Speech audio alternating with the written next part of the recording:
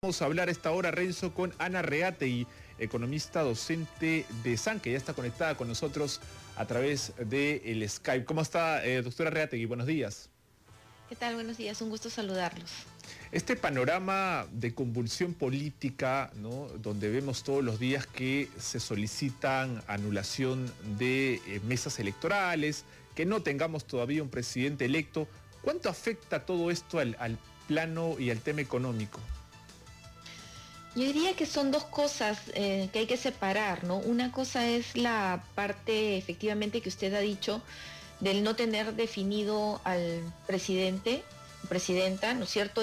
Genera, por supuesto, incertidumbre y retrasa la toma de decisiones cualquiera que ésta sea. Y las que se van a tomar o las que se están tomando son más bien con mucho temor y tratando de salvaguardar muchas veces el trabajo o el patrimonio que uno tenga en este momento. Eso precisamente hace que la economía se vaya enfriando y retrayendo. Ese es un elemento. Y otro elemento que también se tiene que tomar en consideración es que si se ratifica a quien ha ganado, que es el señor Castillo, entonces también hay otra indefinición, que es cuál es la verdadera política económica que se va a llevar. Que esa también termina siendo termina siendo muy complicada de administrar, porque no sabes en qué escenario te vas a mover, ¿no? Y que también al final termina teniendo los mismos, la gente va a tomar las mismas acciones que en el otro escenario, es decir, la incertidumbre bajo cualquiera de los dos continúa, y al final quien termina golpeado es la economía, y normalmente las personas que no van a tener nada que cubrir se van a quedar mucho más desprotegidas. Entonces, en general, los ambientes de incertidumbre generan expectativas negativas sobre la economía y eso hace que ésta se enfríe, ¿no? Profesora Reategui, en noviembre de 2019 usted escribió una columna en el que mencionaba que el panorama económico estaba agitado rumbo al bicentenario porque se tenía que reactivar la inversión privada. 2 años después, con una pandemia de por medio, ¿la clave para la reactivación sigue siendo ese gran pendiente? Lo que pasa es que la economía es la misma, ¿no? La economía es la misma y uno siempre dice que tú haces crecer a un país si logras que crezca la inversión, si logras que crezca la balanza comercial, si logras que crezca el gasto público sanamente y si logras que crezca el consumo de las familias. Pero sí es un pilar dentro de todas estas 4 variables que deben de crecer la inversión, porque solamente le pido que piensen lo siguiente: no se puede exportar nada si previamente no se ha invertido nada, ¿no? Entonces, no se puede hablar de trabajo en el agro cuando no ha habido exportación o cuando no ha habido inversión. Y no se puede hablar de gasto público cuando no entran impuestos, ¿no? Entonces, el tema de quiénes pagamos los impuestos es el consumo de las familias y las empresas privadas. Entonces, ahí se sostiene la caja fiscal.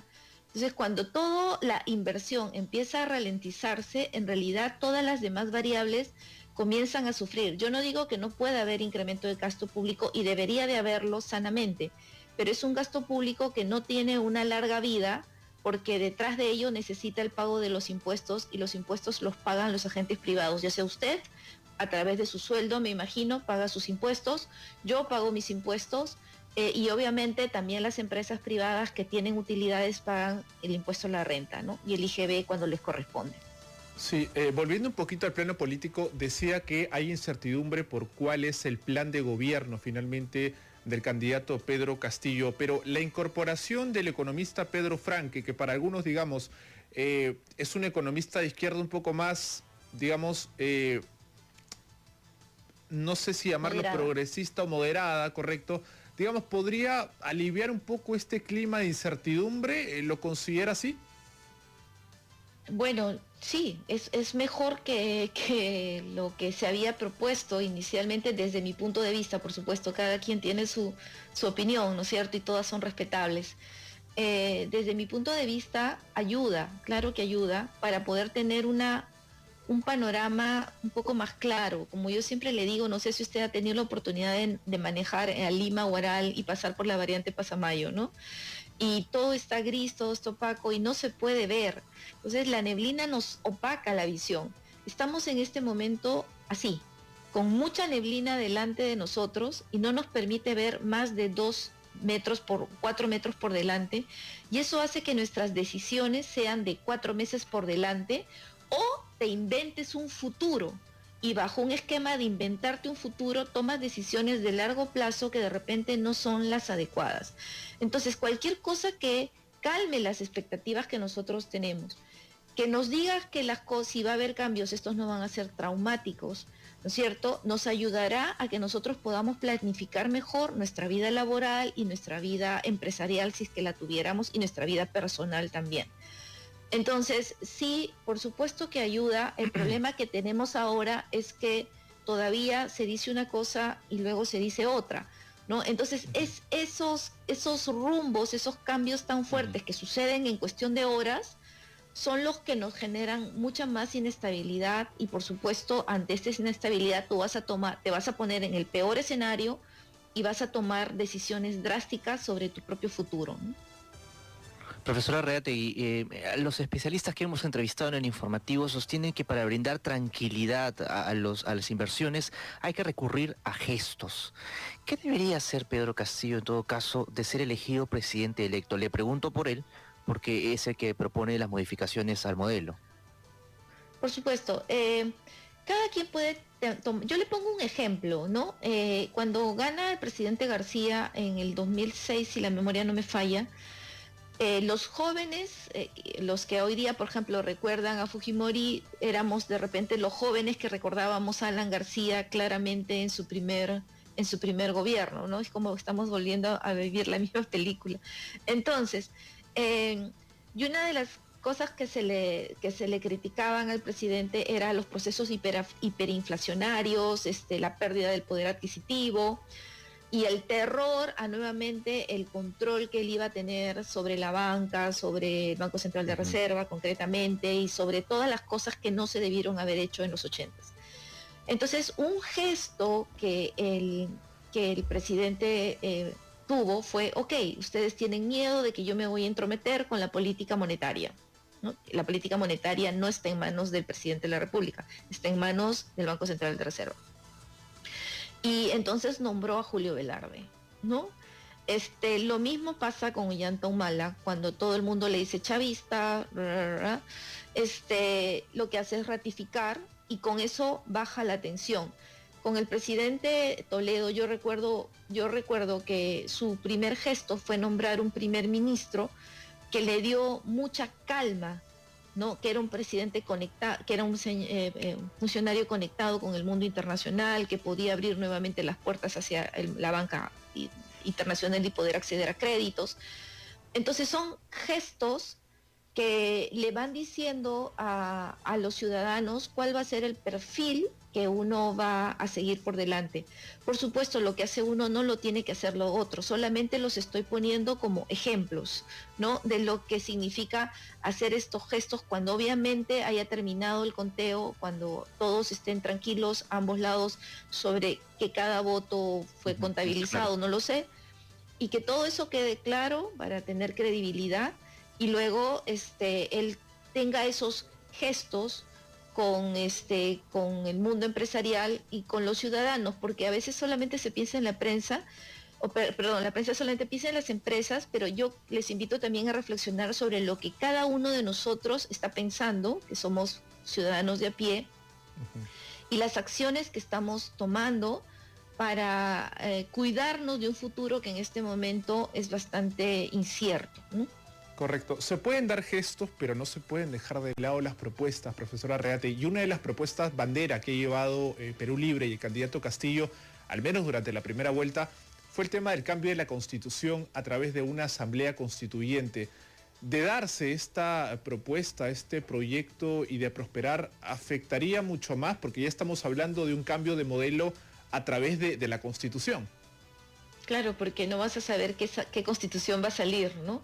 Entonces, nuevamente la incertidumbre, ante la incertidumbre es humano, es una reacción humana. Frente a la incertidumbre, tú te pones en el peor escenario, ¿no? Y el peor escenario es más bien, me inhibo de hacer muchas cosas. Una de esas cosas es invertir. Y estoy hablando no solamente del mediano gran empresario formal, también el informal, ¿no? Que seguramente va a tener que invertir porque es un modo de vida y sin eso no pasa nada, ¿no? Para él, pero seguramente sus formas de invertir van a ser mucho más cautas, aunque sea en el mundo informal. En el mundo informal hay tantos inversionistas y de repente hasta mejores que en el mundo formal. O sea, inversionistas somos todos, formales e informales. Entonces, frente a una coyuntura de mayor incertidumbre, porque no sabes lo que va a resultar en la constituyente, entonces sí vamos a probablemente tener 5 años duros, ¿no? No sé, no les quiero llamar perdidos porque creo que me parece demasiado drástico. Yo diría que los últimos 5 han sido años perdidos. Pero sí de confrontamiento político, porque una constituyente trae por sí propugnas en el propio Parlamento de qué es lo que se quiere hacer, y sí puede cargarle la economía, puede estar más pesada porque va a estar impactada por los elementos políticos que se pueden estar dando en ese momento. Ahora, profesora Reategui, con las altas tasas de desempleo que tenemos, con muchas personas endeudadas por salud, digamos que las medidas a corto plazo con los bonos eran propuestas de fuerza popular. En un escenario en el que Perú Libre sea gobierno, ¿sería posible la reactivación económica con las propuestas que han hecho hasta el momento? Lo que se tiene que hacer es generar, yo no digo que lo que propuso el partido Fuerza Popular esté mal, porque, a ver, las personas que han perdido parientes por el COVID, muchas veces fue porque no tuvieron oxígeno. Y el oxígeno se los tuvo que dar el Estado, y el Estado estuvo ausente, ¿no? Entendemos que estos bonos son una especie o queremos entender que estos bonos son una especie de resarcimiento a la ausencia del Estado en el momento en el que las familias pasaron por estos procesos tan traumáticos y dolorosos. Pero eso está bien en el corto plazo, correcto, pero en el mediano plazo lo que se necesita es trabajo. ¿No? Trabajo y trabajo. Entonces, las propuestas o los escrutinios hacia estos candidatos es, ok, de acuerdo con los bonos que piensas dar, pero la siguiente pregunta es, ¿cómo va a ser la reactivación económica? Primero tienes que acabar la vacunación este año sí o sí, ¿no? Porque sin vacunación no vamos a llegar lejos. Hablar de renegociar contratos con las empresas que venden vacunas no tiene sentido en este momento, porque lo que tenemos es una urgencia y tenemos que vacunar hasta diciembre para poder empezar el 22-22 para poder abrir la economía francamente, que no haya, y si hay COVID será muy poco, y ya decirnos cómo van a ser los incentivos, que no son dádivas de dinero ni nada, sino cuál va a ser el marco legal que va a permitir que las empresas puedan trabajar con tranquilidad. Recuerden que más del 80% de la producción nacional está en manos de los privados. Si los privados no están tranquilos respecto a cómo van a ser las reglas, entonces la economía es la ley de la gravedad, ¿no? Se va a cumplir y se va a terminar cayendo más. Entonces, lo que necesitamos es tranquilidad, serenidad y propuestas claras para que los privados podamos tomar las decisiones adecuadas, ¿no? Muy bien, el tiempo nos ha ganado, profesora Reategui. Muchas gracias por acompañarnos esta mañana. Estuvo con nosotros Ana Reategui, economista docente de ESAN. Muchas gracias. Muchas gracias a ustedes, muy amables. Muy bien, Renzo. 8 de la mañana con 14 minutos. Tenemos que despedir la presente edición del Informativo por Nacional, pero nos reencontramos el día de mañana a las 6 en punto. Así es, a continuación tenemos los titulares actualizados en la voz de don Pedro Silva y enseguida Aprendo en Casa con nosotros. Hasta mañana, por favor, cuídense bien, no bajen la guardia, la doble mascarilla si es que van a recurrir a mercados o centros comerciales. Muchas gracias, centros comerciales.